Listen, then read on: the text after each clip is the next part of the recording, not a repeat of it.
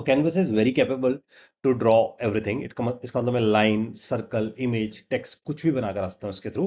और अगर मुझे इसे बिल्ड करना है गाइस, तो कैनवस के पास ना एक फीचर होता है दैट इज कॉल्ड कंटेक्स्ट, जिससे हम उस पर कुछ भी लिख कर आ सकते हैं। तो आई विल से कैनवस, मैं यहाँ से पहले कंटेक्स्ट निकालता हूँ।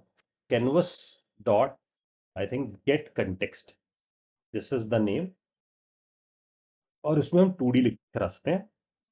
इसका मतलब अगर मेरे को 2D चीज़ें ड्रॉ करनी है तो I can use canvas dot get context and 2D। तो मैं 2D ग्राफिक्स पे बनाकर रखता हूँ and what I get a context. मेरे पास कंटेक्स्ट आ जाएगा इसका, because I have this context. मेरे पास एक कंटेक्स्ट आ गया इसका। तो अब मैं इस कंटेक्स्ट पे के थ्रू कुछ भी ड्रॉ करके आ सकता हूँ इस पे। जैसे कि कंटेक्स्ट में एक मेथड है मूव टू।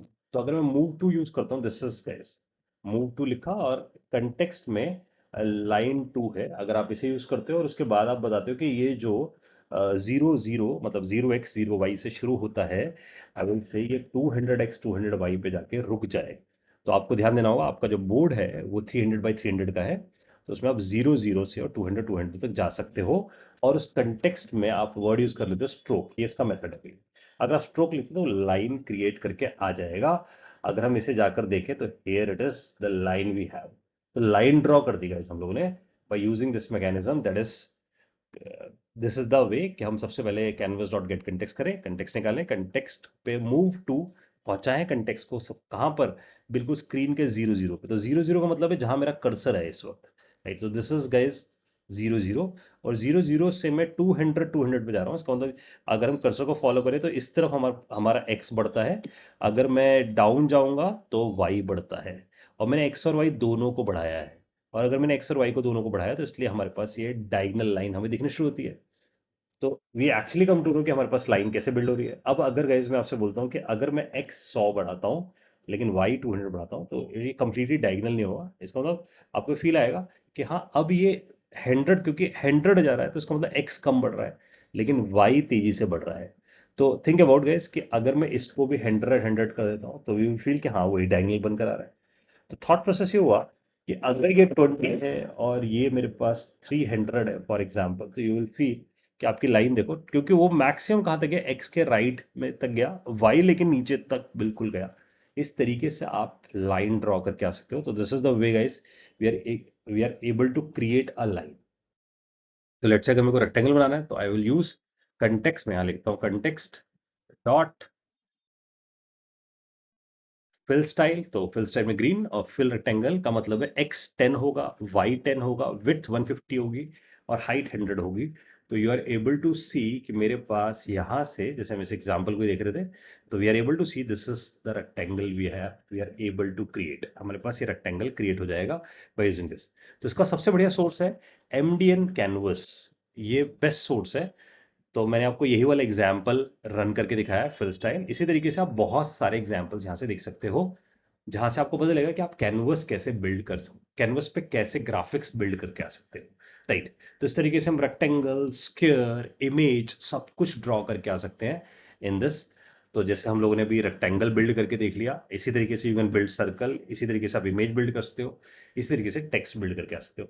तो सबके small small small examples build करके हम आइडेंटिफाई करते हैं। जैसे मैं यहाँ पर बोलूँ कंटेक्स्ट, और कंटेक्स्ट में यहाँ पर लिखते हैं बिगिन पाथ। तो ये सर्कल बनाने के लिए बिगिन पाथ करो। और फिर कंटेक्स्ट में एक मेथड होता है आर्क। अगर आप आर्क यूज करो और आर्क की एक वैल्यू देते हैं, सपोज मैंने यहाँ पर आर्क की वैल्यू दी 90 और सपोज यहाँ दे दी 50 और फिर दिए 40। तो मेरे पास कुछ आर्गुमेंट्स है जो मैं आपको सजेस्ट कर रहा हूँ, और 2 मैथ डॉट पाई, ये इसके आर्गुमेंट्स हैं।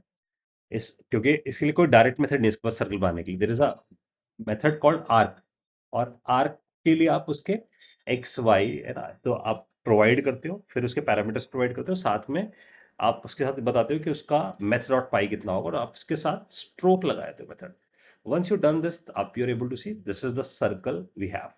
ऑफ कोर्स आपको सर्कल बनाना है तो आप सर्कल को फिल भी कर सकते हो, जैसे फिल रेक्टेंगल, ऐसे आप कलर भी फिल करके आ सकते हो। इसी तरीके से अगर टेक्स्ट बनाना है या इमेज बनाना है तो उसके लिए भी अपने अपने मेथड है। जैसे कि अगर मैं टेक्स्ट बनाता हूँ तो टेक्स्ट बनाने के लिए भी मेरे पास एक मेथड है, लेकिन हमें मेथड याद रखने पड़ते हैं। तो इसका मतलब जो जो नीड में बेसिस पे आपके पास आते जाएंगे मेथड, वो आप यूज करते जाओगे। तो there is a thing called fill text, और फिल टेक्स्ट में सपोज मैंने यहाँ पर लिख दिया ब्रेन मेंटर्स, और यहाँ पर आई विल स्पेसिफाई, अगर हम इसका पैरामीटर देखें तो this is the text parameter. फिर ये हमसे मांग रहा है उसका एक्स और वाई की, कहाँ दिखाऊंगा इसे, तो मैंने बोला 50 पिक्सल एक्स 50 पिक्सल वाई पे इसे दिखाएगा, तो 50 एक्स 50 वाई पे दिखाएगा। रास्ता हूँ तो we are able to see context dot font और 20 पिक्सल फॉन्ट का नाम दिया, फिल स्टाइल बताया उसका कि भाई मैं कौन से कलर में दिखाना चाहता हूँ, और फिल टेक्स्ट बताया, उसमें ब्रेन मेंटस लिखा, 50-50 स्पेसिफाई किया X Y, and that's it. We are able to write a text, और हियर इट इज, ऐसे टेक्स्ट आपको दिखना शुरू हो जाएगा। बहुत सिंपल सा है। इसी तरीके से we can work on an image. तो अगर मेरे को इमेज पे काम करना है तो मैं इमेज क्रिएट करके आता हूँ, उसके लिए ऐसा लिखना पड़ेगा, const image, image equals to new image, ऐसे बनाना पड़ेगा, तो इमेज बिल्ड हो जाएगा। फिर image dot S R C लिखना पड़ेगा, जिससे आप इमेज स्पेसिफाई करके आ सको। तो आपके पास कोई इमेज होनी चाहिए जिससे आप स्पेसिफाई करके आ सको, ठीक है। तो लेट्स से मैं एक इमेज पे कर लेता हूँ। तो लेट्स से मेरे पास एसआरसी में ये पाथ था, जहाँ पर मैंने एक इमेज का पाथ स्पेसिफाई कर दिया, और ये जो इमेज मेरे पास बिल्ड हुई इस जगह, इस इमेज को मैंने डिसाइड किया कि इस इमेज को कंटेक्स्ट में जाकर यहाँ पर हम एक मेथड यूज़ कर लें जिससे हम ड्रॉ करके आ पाए इमेज को। तो इसका भी एक मेथड है, that is called draw image. तो आप ड्रॉ इमेज को यूज़ करो, उसमें इमेज स्पेसिफाई करो, उसके बाद उसका पैरामीटर एक्स, उसका एक्स कोऑर्डिनेट स्पेसिफाई करो। लेट्स से मैंने बोला 10 10 10x 10y, या मैंने बोल दिया लेट्स से 0x 0y। फिर एक विड्थ दे दी मैंने उसकी, मैंने बोला 100 by 100 की विड्थ बना दी मैंने इसकी। और एक मतलब 0x है, 0y है, 100 विड्थ है, 100 ही हाइट है। तो ये इमेज ड्रॉ करके आ जाएगा इस जगह पे।